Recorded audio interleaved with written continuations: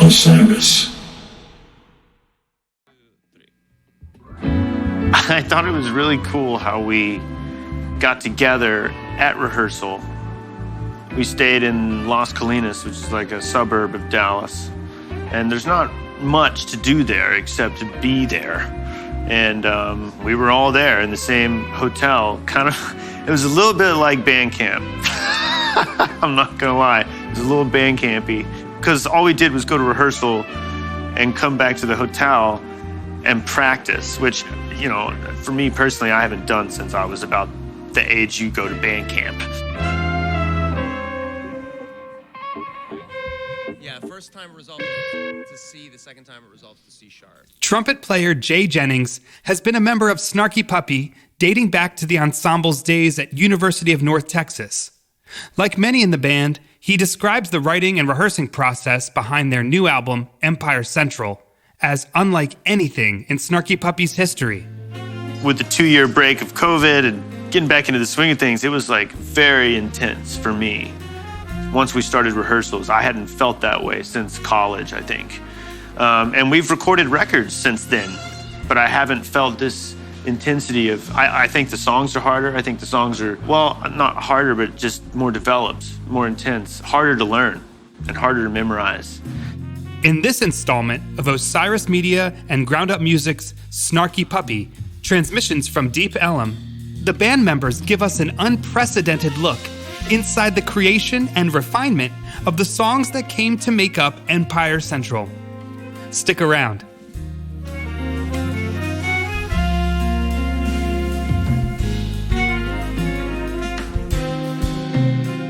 There's still disagreement on that rhythm, right? Yes. I know. It's a tragedy. Snarky Puppy are no strangers to recording before live audiences. Between 2010 and 2014, the collective laid down 3 albums with fans in the room, but the sessions for Empire Central in March 2022 were different.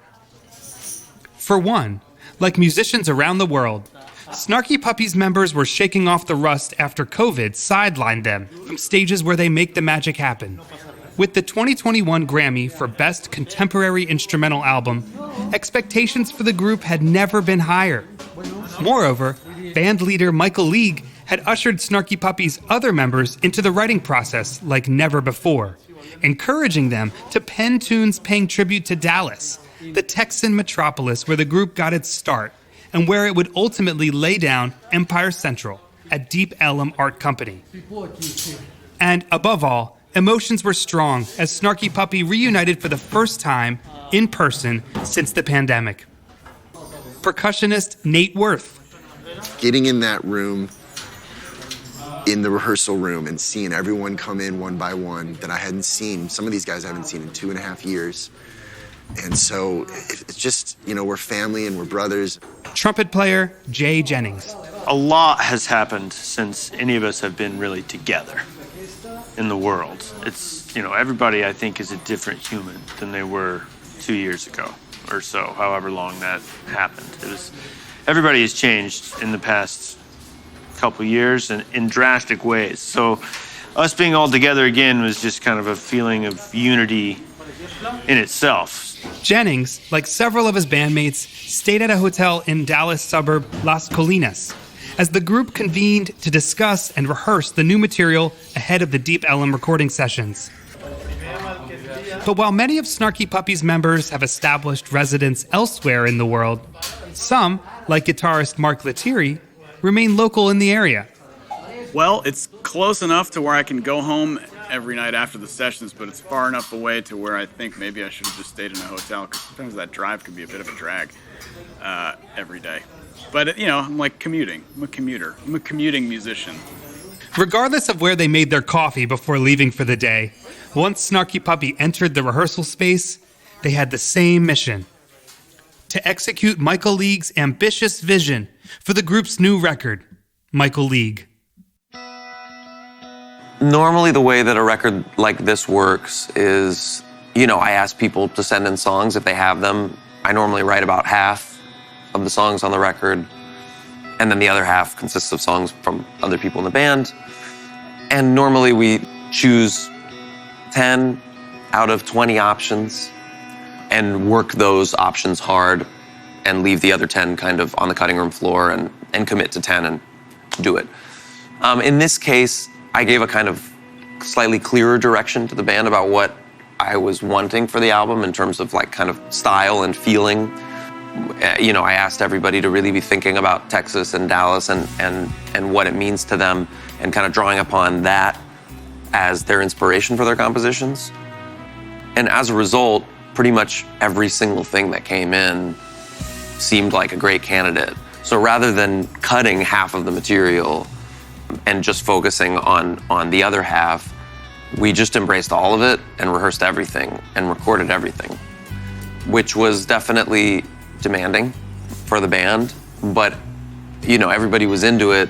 And I think the fact that I only wrote 4 of the 16 songs on the record made everybody even more willing to work harder to get the songs together because they all had their songs in the pot too, right?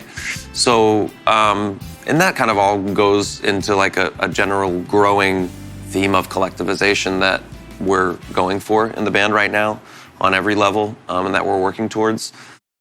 Demanding rehearsals aren't new for the members of Snarky Puppy, but in part because of League's marching orders, practices for Empire Central were as daunting as any in the band's history. Trumpet player Mike Maz Maher, who has been with Snarky Puppy since their inception. It was, as usual, it was really stressful and it took a lot of work and everybody was really tired and stressed out. I think even more so this time because we have now 16 songs. So that's more than we've ever had, I think. It was a real condensed process and people were coming in with songs while we were rehearsing. So we were learning songs, having 8 to 10 hour rehearsals during the day, and then a song would come in like in the middle of that day, and then once you're done with that 8 to 10 hour rehearsal day, then you go learn the songs for tomorrow. That's insane, really. You know, it's not really practical, but this band can do that, and I think it's part of what makes this band special is the willingness to do that, because there's an energy that happens when you do stuff like that, you know? And it's, I hate it, frankly, but I recognize that there's an energy that happens when you operate in that way. I sent a text to the band, you know, a few weeks before rehearsals saying like, I want you to ask yourself a couple questions that maybe you haven't asked yourself before you've composed for Snarky Puppy. Bassist and bandleader Michael League. One of the questions is, how can you connect your song to Dallas? Another question was, what combinations of instruments that we have we never used together in a song? Like pairing things together for a melody that normally you don't hear, like bass and harmon muted trumpet, or bass and violin, which happens in Marcelo's song, or things like this. And another question that I asked everybody is, what do you feel is missing from our live set that it would be great to have? Like, try to imagine yourself on stage playing something that you've always wanted to play in this band, and then just write that for the band, you know? After nearly 2 decades playing together, Snarky Puppy's members now understand the band and each other more than ever. So for Empire Central, collaboration in both writing and arrangement was also key. Guitarist Bob Lanzetti, another member of Snarky Puppy's original UNT cohort. The cool thing about nowadays with this band is that there's a lot of people doing collaborative writing, whereas in the past it was pretty much just one composer for each song. You know, everyone has their individual writing personalities, and then when you put 2 of those personalities together, you can kind of see both of them in the song, you know? So it's kind of interesting to hear that and to see that. And it's a fun process to do more co-writing, which we've never done. Cleroy, bass line. It's just execution. Snarky Puppy's background in Texas and the artists who served as the group's touchstones informed many Empire Central compositions. Take Jennings, whose tune Cleroy took inspiration from late trumpet greats Roy Hargrove and Clifford Brown. told us that we were going to be doing this album, I don't know, maybe a year ago or so. And he kind of sent out an email saying, like, you know, go ahead and start the writing process. And I actually, I wrote this song a long time ago. Like, when that email came out, it was right in the middle of the pandemic and nobody was doing anything. So I had lots of time to just kind of sit around and write. And during that time, I wrote this song and I wrote a bunch of other songs for myself. But I had Snarky Puppy in mind when I started the song. And then when the song came to fruition, I guess I just kind of naturally or organically leaned into the Dallas vibe, like via Roy Hargrove, RH Factor. It kind of has that kind of vibe to it. The members of Snarky Puppy create and share music they're workshopping via Logic Pro, Apple's popular music creation software. With this band in mind, you know, it's so cool how we do it with the Logic demos, because you bring it into a situation, a room like this with all these instruments, and anything can happen, literally. It's amazing. You have musicians who are capable of you know, hearing something one or two times and being like, oh, okay, I'll play that, or no, I'll play that. You know, you can toss it around to different sections, and it's just like a natural way to compose music and arrange music. It's awesome. You have all this at your disposal. Logic is great, but when you come into a room like this, it just really opens the door for you. And to have a band like Snarky Puppy at your disposal is a very rare opportunity, for one. So I wanted to take advantage of it. And I'm stoked that we're playing my song. It's amazing. Maybe Harmon on the soli? Yeah. The open trumpet feels weird to me. Yeah, high C sharp. Percussionist Nate Worth, meanwhile, chose to honor Snarky Puppy's University of North Texas origins and pivotal band mentor, Bernard Wright, with Mean Green, which takes its title from the name of UNT's athletics teams. Do you have any ideas on how you want to start it? I kind of like it with starting with Rhodes and then drums enter. Great. Oh, so yeah, let's do that exactly like the demo then, right? Yeah. So it'd be Rhodes, drums, bass, and then we'll bring in the horns, right? Okay, cool. Yeah, I did. I wrote a song for Snarky Puppy, and I was actually surprised that Mike wanted to record it, and super honored for that. And my process was, you know, Mike hit us all up and said, you know, let's make this record about Texas. And so the first thing I thought of was Bernard Wright, and the years at the University of North Texas when I met Mike League. We met in basketball pep band together. It was a hilarious way to meet. And you know, he was like, you play percussion? I didn't know there were percussionists at this school. It was a jazz school, you know, just a bunch of drummers. And, you know, we've been playing music for over 17 years, 18 years now. And so I just wanted us to play something super funky.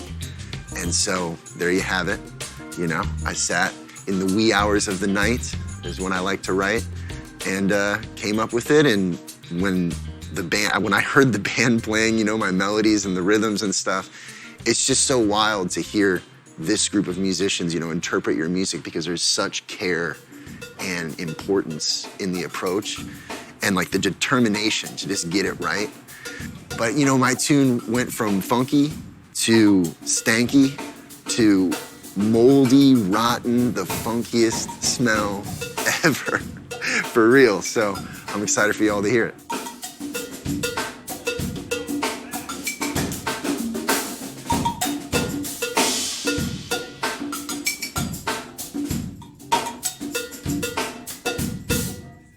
Nate, that shit is fucking stinky, bro. That's foul. It is foul. It's foul and odorous. Foul, bro. Pungent. Thank you, guys. Yo, And thank you for playing that shit. yo, I really appreciate that beat y'all. section feels a little too nice. Nate, it's fucking badass, man. Love it. Above all, as members of Snarky Puppy embarked on writing for Empire Central, they knew the world-class band they'd have at their disposal to realize their compositions. Multi-instrumentalist Chris Bullock penned East Bay for the album. Writing for Snarky, there are a lot of voices and a lot of personalities that are very distinct. It's like a box of crayons. Like Snarky Puppy's like the 64 color, like the mega box with all the various shades and tones. And as a writer, that's fun to like just to know you have some options and choices. You want that higher also? Is that where it was written? I think so. I mean, that's how that seems cool. That's exactly where I was, and you want it higher. Okay, so higher So- then. Yeah. Yeah, just but specifically, I didn't hear the.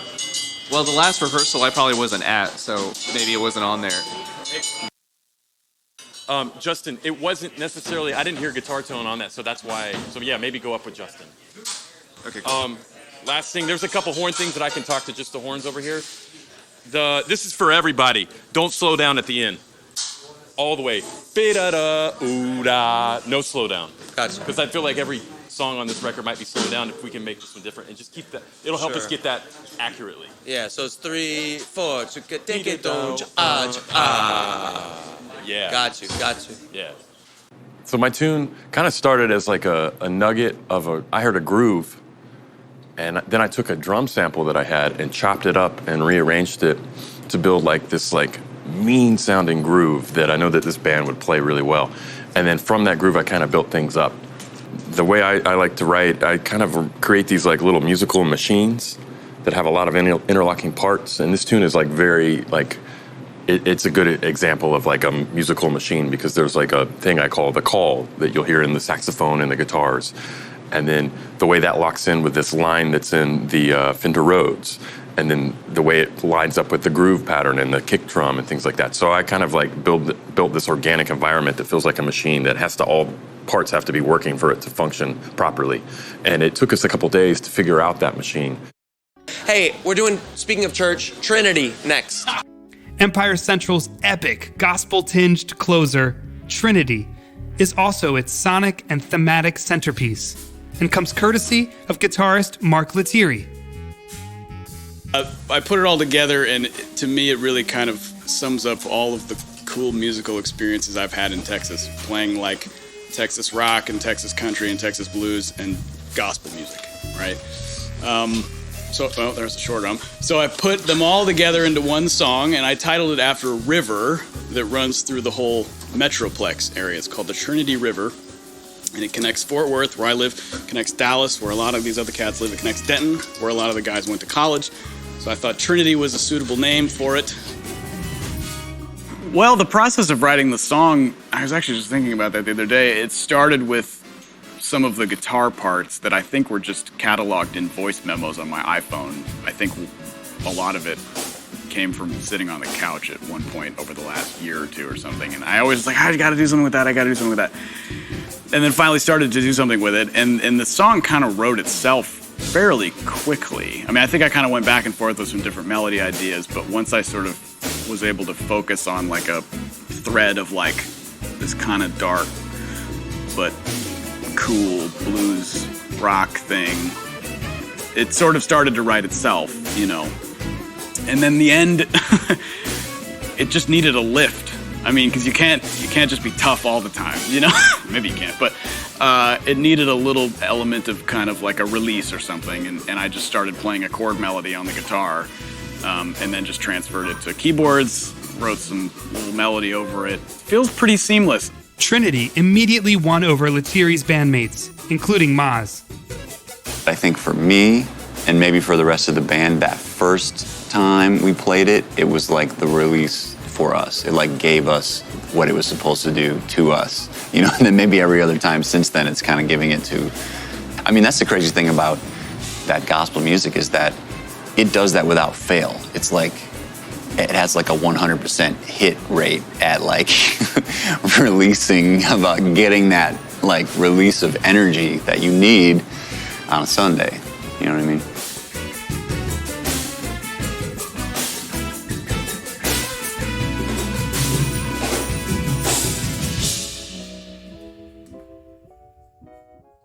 Personally, last night, Trinity could have been the record. I was like, I listened back to it. It had the magic. And actually, RL's could have, too. They both kind of had the magic.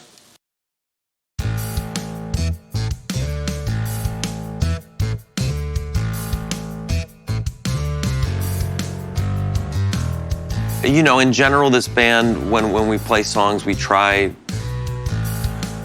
to do something different, you know? I mean, if we're gonna play a funk tune, we're gonna try to compose or arrange it in such a way that it doesn't feel like something that any funk band could just play. You know, for me, that's kind of a thing that's always going on in my mind is like, okay, what about this? Yes, Snarky Puppy can play a lot of different things because the individual musicians are session musicians. Like, it's our job to be chameleons when we play with other artists. But when we're together as Snarky Puppy, for me, like, one of the most important things is to create something that not just any band can play. You know, to really do something that's specific to this band. Because Michael League envisioned Empire Central as Snarky Puppy's musical tribute to the Lone Star State, it needed a Texas shuffle. Drummer Jason JT Thomas. Shuffles for me have always been so much fun to play. Not even so much because I love just playing a shuffle. It's about everything that's going on around it. That groove, especially when the bass player locks in and then you get everything that puts on top of it, that's just a freight train of just, that's a party time. It's like you can't, it's almost like the swung version of like what people probably felt when disco finally came out. Just, how can you not dance and people just, if you can't dance, if you have no rhythm, you can find something with that. Shuffles to me do the same thing. It was like,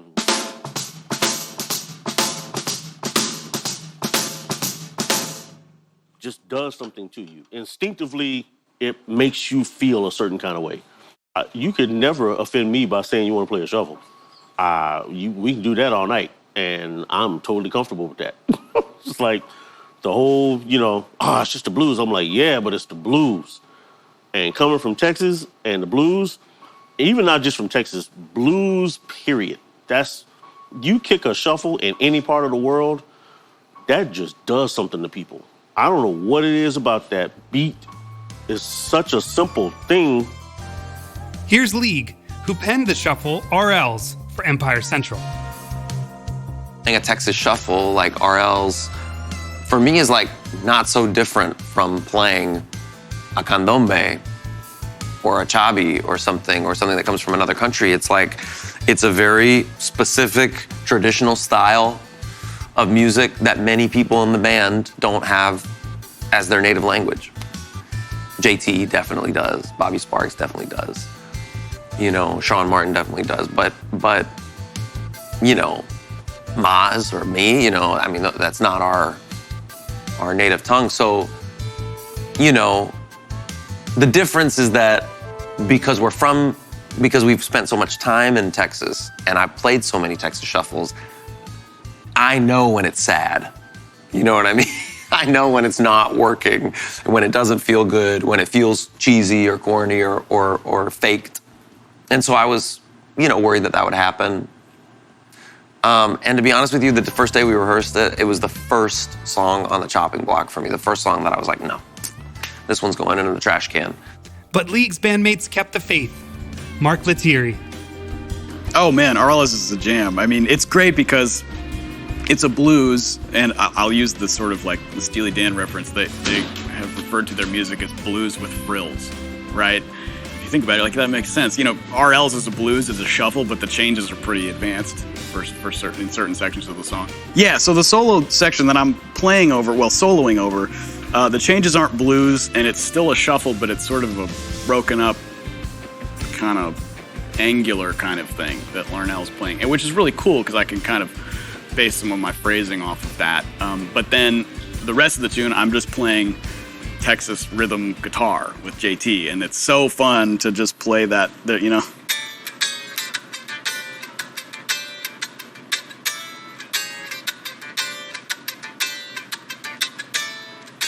It's the circle, you know, it's the Stevie Ray circle. So that's great. I could sit in that all day long. Every time we play that chorus, well, what I call the chorus, which whatever, it feels like a bridge, but the F sharp to D to A, the Steely Dan sus shit. The first time, in the last bar of the first half, the D minor to E minor, those are pushed. In the last bar of the second half, let's put them on the downbeats. Okay? Even when working with basic styles, Snarky Puppy puts a unique spin on them.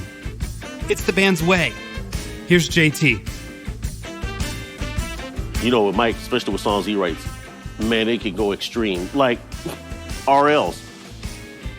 When it got to the shuffle part, and then it got to the solo break that Larnell plays with all those hits, when it comes out of that, it comes into this section where I play this groove on the big snare and the hat, and he wanted something that was not a shuffle.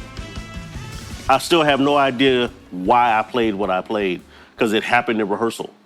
It was like, you kind of come out of a section, then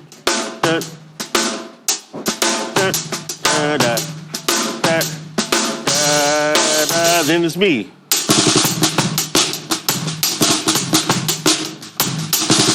That has nothing to do with the shuffle or the blues. When it got to that part, people ask me, like, man, how did you come up with that? I'm like, Mike, I just blame everything on him. It's like, he comes up with this, like, where did that section come from in this song? How did you get your brain to do that for 8 bars and then right back into this, it's like, this dude just writes. His brain is everywhere.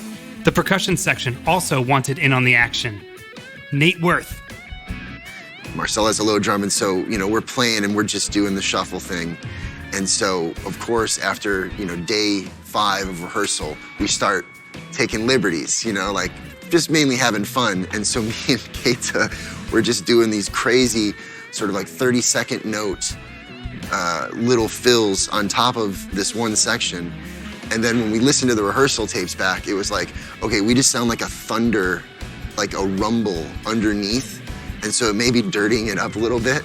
And so then Keita came up with a very specific thing to play, and it only happens twice in the song. So Keita came up with a very specific thing, and they played it right off the bat. JT joins in, and it's magic, you know? And it kind of, it does exactly that. It just slaps you upside the head, and it's like, well, what am I about to hear?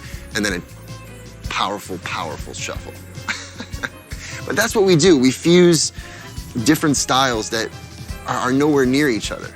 You know, that influence is coming from maybe Keita was hearing something from Brazil, or maybe he was hearing something from Africa, or who knows, you know, but it wasn't Texas. It wasn't a Texas shuffle, but it works. Being with these 3 guys, man, even the percussion players, and hearing all that stuff they play, like the stuff that they're playing on the shuffle, if you ever go to a blues club, one, you're never even gonna see a percussion player. So the fact that they're able to even play stuff over that groove, it gives me so many ideas that I never probably would do if I was just on a regular gig somewhere playing a shuffle. I would never come up with nothing like that. But because Mike gives us that space and gives us, you know, the room to just find something. We'll experiment until it works. So we kept rehearsing it every day, and for me it started sounding less and less bad every day. And then it wasn't until really we started recording it, I think, that it started to feel good to me. And now it's a song that I look forward to in the set. You know, if I would have said, hey, it's a Texas shuffle, everybody play it exactly like a Texas shuffle, do all the normal stuff, don't put your own thing on it, just be a Texas blues band, yeah, it would have come together very, very quickly, and it would sound very normal. You know, but again, that's not really what we're going for in this group. So it's a long, sometimes arduous and tedious and painful process to get from crappy demo to like solid recorded result. Yeah, you know, me and shuffles is like me playing funk grooves. I can do that all night long, never have a problem with it. The only problem I have with RLs on this record is that we stop.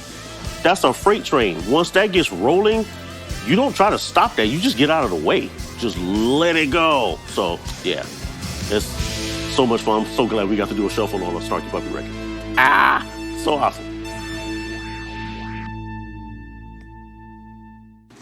I think the core identity of Snarky Puppy is about songwriting first, and then improvising on top of that songwriting.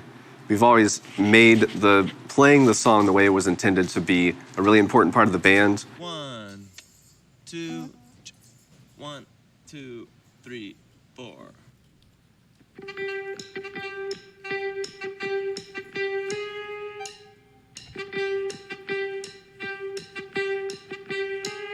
Chris McQueen plays guitar in Snarky Puppy and also translates the group's playing into sheet music. the tendency amongst jazz groups, at least where we were coming from, you should never hamper the musician from being as free as they want to be, which is great. But when we started playing music together, we realized that we kind of wanted to be particular. So a lot of, like, I mean, we even make fun of ourselves a lot for it, but like when we write these songs and practice them and record them, we are extremely particular about like how every single melody is, how like every little turn is, and that's just like our baseline, because we respect the song first and foremost, and we want it to come across as a song for the listener. And I think that helps it to be a little bit more accessible than maybe like other jazz music is. But that being said, it's really important that we, like, once we've established what the song is and we know how to play it, then it really doesn't become Snarky Puppy until we all put our own sort of personality into it, and it becomes something bigger than the original song. So that's been kind of like our mantra forever, is like, don't play anything that's not part of the song unless it's better than what's written. That's the rule. This push-pull between composition and improvisation, between premeditation and spontaneity, defines Snarky Puppy, and what makes their music so special. Snarky Puppy's members may arrive at practices with meticulously constructed tunes, but those songs remain works in progress, subject to the artistic impulses of the endlessly creative collective of musicians interpreting them. But for that to work, each member needs to be intimately familiar with every song's inner workings from the jump. Trumpet and keyboard player Justin Stanton. Over the years, we've done things that have helped the process, helped the learning process. I mean, guys send out demos that are usually done in Logic. We're encouraged to learn all the parts, learn the bass, learn the melodies, learn the comping patterns, learn all the elements of the composition, and then then we orchestrate later when we're in as a group, because anything can change and things will feel differently. The helpful thing about Logic demos is that you're able to analyze and isolate parts. So yes, we don't use charts, but I'm not gonna lie, I do cheat. I'm gonna like pull up the MIDI information every once in a while and be like, because some people are visual learners, some people are oral learners, and in this band, I think you have to kind of do both to a pretty high degree. Did you catch that? Rewind the tape. Yes, we don't use charts. Snarky Puppy labors over its complex tunes, and McQueen ultimately translates them to the page. But the group famously forgoes sheet music. Here's McQueen. Yeah, we don't have charts. We never have. No, we all made that decision together because this band started like in a weird way, it kind of had the mantra of like a garage band, even though we were playing jazzy, like Pat Metheny, Wayne Krantz stuff. But it was like, we didn't like the feeling that you get when you see a band playing on stage and they're reading off music stands. It just didn't feel right. Like, we wanted to be a band like Nirvana or something. Nirvana of jazz, I guess. Another part about memorizing music is that if you start, and I don't think I'm alone in this, I think this is common, like if you start off by looking at the music and then trying to memorize it from there, it's actually harder to get away from the music ever. So it's actually easier if you just never do it in the first place. Like, you learn it on your instrument by ear. So the way that we do it in this band now is that we make demos of every song and we send them out to everyone. And we have even gotten to now where we send the Logic file, which Logic is the program where we use to record our demos. I think it's a really good mental challenge. Like, it's like, our version of doing crossword puzzles to keep your brain stimulated, especially after it being a long time since we've done this. It's definitely felt like I'm kind of like making some more neural connections this last week than I have had to for a long time. We don't have to run this again. I think this is going to be fine. Okay, never mind. Let's run it again. Even for Snarky Puppy's world-class talents, that mental exercise can be tough, particularly on the tight, demanding timelines that were posed by the Empire Central process. Bob Lanzetti. Yeah, learning all this material and committing it to memory without charts is definitely difficult. Comes with a fair amount of anxiety and stress. I remember when we first got all of the Logic files, looking at the list and just being like, how are we gonna do this? How am I gonna do this? But that happens every time. And this time I felt like, this time I'm not going to be able to do it. So, but then when you start getting into it and you start chipping away and it starts to come together, you kind of realize that you can do it. So, but it's hard. But the good thing about it is that, having the music, there's one step extra between you and actually being able to be emotive, So taking that away from it, I think everyone learns it better and internalizes it better and then is able to really play with it more. So I think it's a good thing to do. Drummer Larnell Lewis. Not having charts in this band, I think, is a superpower for this band. The bandwidth would be taken up by trying to focus on charts. Again, top tier players that are here, but for what we're creating organically in the moment, it's so important for us to be invested in the music and we get to the fun part a lot sooner. The difference for me really, personally, it's not harder. I would just say it's more about understanding where everyone is at and just keeping everyone together. Jameson, a penny for your thoughts. Lewis's companion in the drum section, and the most recent addition to Snarky Puppy's lineup, is Jamison Ross. I think it's interesting when people say that Snarky Puppy doesn't use sheet music because, we don't. There's no sheet music in sight, right? But I think it's very important for people to understand that it's not that everyone can't read music. It's because we're still communicating with all of the characteristics of music. Like everybody's still talking about eighth notes. We're still talking about quarter notes. We're still talking about E and harmony, G7, B flat 7. We're still talking the musical language. So the fact that we're not using sheet music to learn this music is actually boding in our favor because we learn it faster. If we were reading, the vibe would be completely off. Trust me. And I keep notes on my computer every night. I have my computer here, but my notes are what I call reminders about what I'm supposed to be playing. It's not the music. It's about, okay, I need to switch my hi-hats on this song. Okay, you know what, this song, remember, don't go to the ride cymbal too early. I'm basically organizing my thoughts in my brain so that I can make sure I execute at a high level. The learning curve, though, the time you put in for all of my young musicians out there learning how to read music prepares you to not read it. If the music was written down on a paper, we would be confined to knowing what the notes say versus what it feels like to us. We come in, if a new tune comes in, we could play the new tune and 10 minutes later, the tune changes. Why? Because the tune starts to resonate in the room a certain way. And if you're reading music, you feel like black and white ink is absolute, But this is not classical music. We do not, black and white ink is not our God. That's not what we need, We want the room to agree. If the whole room agrees, we win. That's the whole point. If the whole room is on the same plane, same spirit, same energy, we win. Period. That's actually my only note. I mean, there's a lot of little things that we could change, but I feel like at this point, we're kind of hitting, it's kind of feeling spiritual and emotive, and I don't want to fuck with that. Snarky Puppy's signature musical approach has enabled them to strike the perfect balance between composition and improvisation. Chris McQueen. It doesn't really become a Snarky Puppy song until we put our own personality on top of it.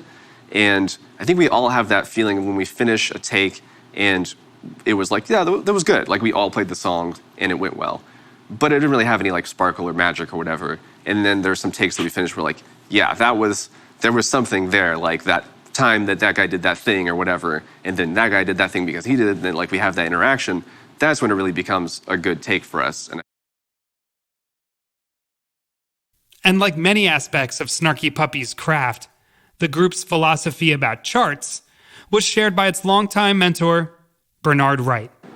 To participate, because I said, man, if you just get rid of the charts and show them what's in the music and let them reinterpret it, the rest is history. So once we are able to understand the compositions individually and as a group, they can really start to come alive in their own way.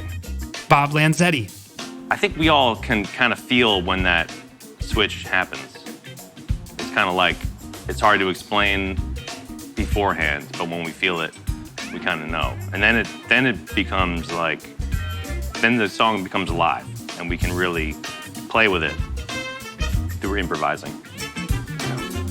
So that, I mean, I think it's different for each song. Some songs come together really quick, some take a few days.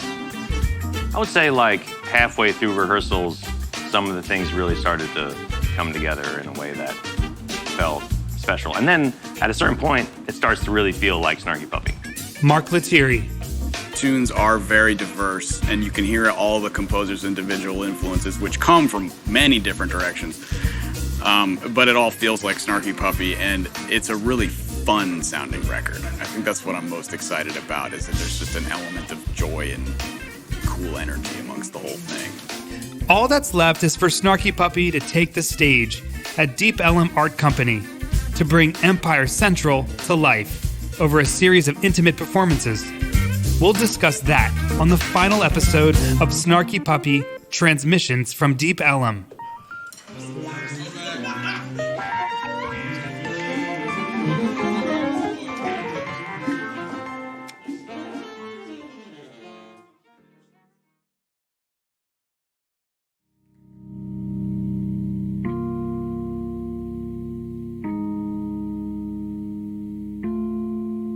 Snarky Puppy Transmissions from Deep Ellum is produced by Eric Lenz and Jamie Margulies of Ground Up Music. Narrated by me, Alex Arif. Producers for Osiris Media, Kirsten Cluthy and Matt Dwyer. Audio production, Matt Dwyer. Developed with assistance from Brad Stratton. Written by Eric Renner Brown. Artwork by Mark Dowd.